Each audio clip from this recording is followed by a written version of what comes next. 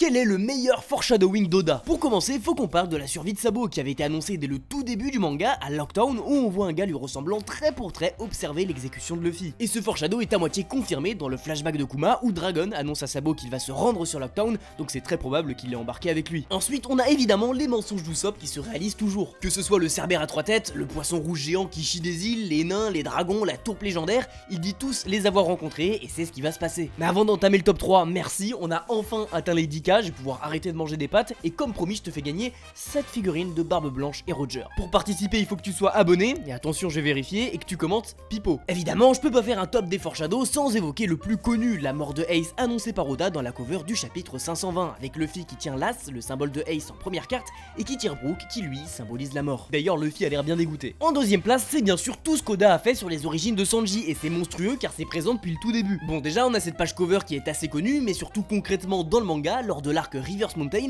Sanji dit à Zoro qu'il connaît des bateaux qui escaladent les montagnes, exactement comme ceux du Germain. Et ça semble d'autant plus suspect quand il nous révèle sur Jaya qu'il est né et a grandi sur North Blue. D'ailleurs, un peu avant, on a ce moment énigmatique du chapitre 220 où il semble pensif en regardant le portrait d'une femme qui ressemble à sa mère. Mais le meilleur foreshadow de One Piece sans débat, c'est celui qui entoure les samouraïs. Déjà, on a tout leur délire avec les dragons sur Punk Hazard, Kinemon semble les haïr au plus haut point, Momo en devient un, bref, tout est fait pour nous teaser leur lien avec Kaido. Mais le plus fort selon moi, c'est Azo, où Momonosuke nous dit cash avoir rencontré Roger quand il était petit. À l'époque on s'est tous dit mais il est con ce gosse ou quoi, sans même imaginer qu'ils avaient vraiment fait un bond de 20 ans dans le futur. Dis-moi ton favori en commentaire.